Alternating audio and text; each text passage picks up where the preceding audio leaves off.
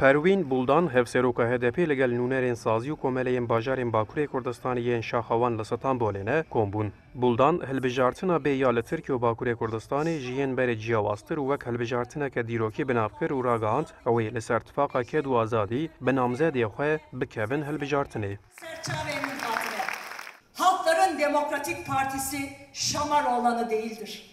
Ve hiçbir masanın yandaşı da değildir, olmayacaktır da.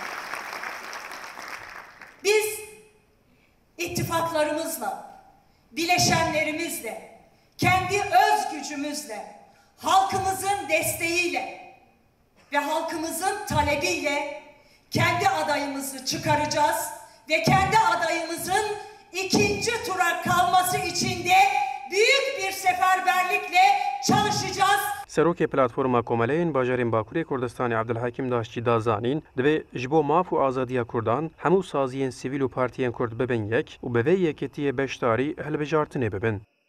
Kurdî li Tirkiye, bi tevahiyên Tirkiye wek hilbijartin bûne wek mifteh.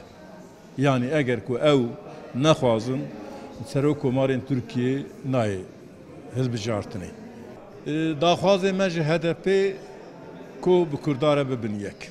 Yani yekîtiyên Kurda pêşkêşî bikin û vî yekîtiyê hanê bidin sazkirin. HDP pazdeyê vê mehê yekem mitînga xwe ya mezin a li ser navê Tifaka Ked û Azadiyê dê li Stenbolê saz bike û tê çawerêkirin di wê mitîngê de hin nîşaneyên li ser namzedê serokkomarî û stratejiya hilbijartinê bi zelalî were eşkere kirin.